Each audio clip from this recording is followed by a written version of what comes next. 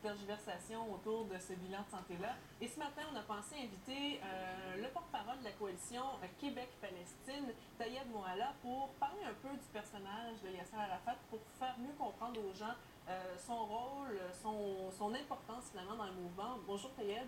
Bon matin, bienvenue. Justement, Yasser Arafat, c'est quelqu'un qui a milité toute sa vie pour la cause, pour les Palestiniens. C'est vraiment un personnage charismatique. Totalement. Il est né au Caire en 1929. Donc quand arrive la Nakba, qui est la grande catastrophe pour les Palestiniens, en 1948, le plan de partage avec la création d'Israël, il a seulement 19 ans. Et puis il commence vraiment à prendre conscience de ce qui se passe en Palestine et de l'occupation militaire là-bas. Et puis dès les années 50, vraiment il commence à militer. Au début, il a des sympathies islamistes avec les frères musulmans, comme à peu près tous les jeunes de son époque, dans les années 50.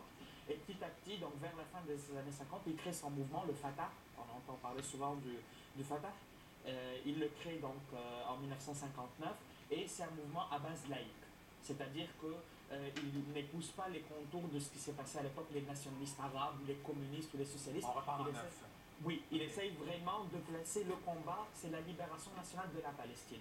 Donc à l'époque, c'était la libération de toute la Palestine. Évidemment, il y a plus tard l'occupation de 1967. Et vers les années 80, son combat, donc ce n'est plus un combat par les armes, il devient un combat par la diplomatie, où il dit qu'il veut créer un État palestinien sur les frontières de 1967. Et c'est quelqu'un qui a toujours réussi à rallier les diverses factions, quand même, qui a réussi à maintenir ce mouvement. Son but a toujours été d'être rassembleur. C'est-à-dire, il y a même une anecdote où on dit il est à la Mecque, là où les musulmans doivent aller, et puis il faut normalement lapider le Satan, jeter 7 pierres.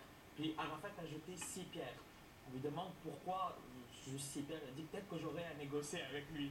Donc c'est pour montrer un peu le personnage. Il se gardait toujours une petite marge de manœuvre, toujours la possibilité d'être rassembleur. C'est un modèle hein, pour les jeunes Palestiniens, mais pour les Palestiniens aussi. C'est un grand symbole aujourd'hui. S'il n'avait pas été là, est-ce qu'il y aurait eu davantage d'affrontements entre Israéliens et Palestiniens selon vous?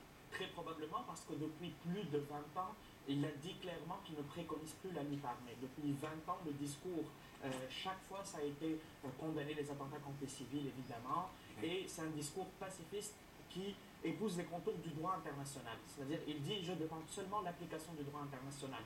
Rien de plus, mais rien de moins non plus. Parce que les Israéliens ne comprennent pas, ils disent que c'est un obstacle pour la paix. Il n'a pas voulu signer en l'an 2000 à Camp David. Lui, il dit à Camp David, on ne m'a pas proposé la paix. On m'a proposé de signer la fin du conflit israélo-palestinien sans rien me donner.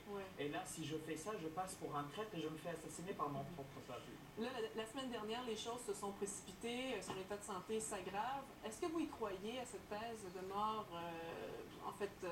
qu'il est sur une machine pour le garder en vie, là, mais est-ce que vous croyez à ça ou vous dites que la situation pourrait changer, son état de santé pourrait s'améliorer? Sincèrement, je ne sais pas. Sincèrement, un journal israélien ce matin a dit que hier soir, dans la nuit d'hier à aujourd'hui, il avait ouvert les yeux.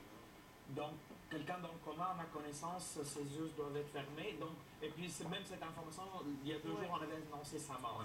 Donc, vraiment, je préfère vraiment pas me prononcer sur la question parce que on ne sait pas. Puis, il y a très peu de personnes dans le monde qui savent actuellement son véritable état de santé. Je pense qu'on veut poser un peu la même question. Ça s'est passé tellement vite. La succession de Yasser Arafat, c'était pas vraiment prévu. Mais qu'est-ce qui va arriver si demain matin on annonce sa mort? Parce que là, on craint que ça devienne chaotique, mais pourquoi? Qu'est-ce qui peut se passer? Déjà, la toute première question, ça va être l'enterrement. Vous savez que dans le rite musulman, l'enterrement doit intervenir très très rapidement. On ne peut pas attendre 3 ou 4 jours. Pendant 24 heures, c'est ça? Oui, au maximum. Mais idéalement, s'il meurt, mettons, un matin, il faudrait vraiment l'inhumer et l'enterrer avant le coucher du soleil, idéalement. Et pourquoi ça va devenir chaotique? Parce que là, pour le lieu, on pourrait en parler longuement, mais... Évidemment, lui, il a exprimé à maintes reprises le désir d'être enterré à Jérusalem. La porte est fermée. Évidemment, du côté israélien, il y a un veto. On parle éventuellement de Gaza, et même à ça, ce n'est pas évident. Il y a eu même des rumeurs pour un enterrement en Égypte ou en Tunisie. On ne sait pas du tout. Donc là, ça, c'est la première question de l'enterrement. Évidemment, la question de la succession. Parce qu'il ne faut pas oublier que l'autorité palestinienne elle-même, elle est très décriée par les Palestiniens. Elle est vue souvent, et ses leaders sont vus comme des leaders assez corrompus. Donc le seul qui pouvait être rassembleur, c'était Arafat. Et éventuellement, la personne qui aurait une certaine légitimité se trouve dans les prisons israéliennes, c'est M. Barghouti, Ouais. et qui a eu 5 fois perpétuité, donc il en a pour 500 ans de prison. Mhm. Malgré son autorité sur les Palestiniens, Yasser Arafat, il y a quand même eu beaucoup d'attentats perpétrés par les Palestiniens pour répliquer à ceux faits par les Israéliens. Si effectivement il décède, comment vont réagir les Palestiniens? Est-ce que ce ne sera pas une augmentation de la violence?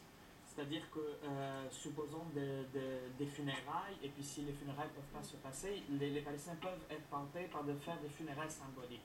Donc des millions de personnes dans les rues pour protester. Et généralement, Israël, dans ce genre de manifestation, le premier réflexe, c'est le réflexe sécuritaire.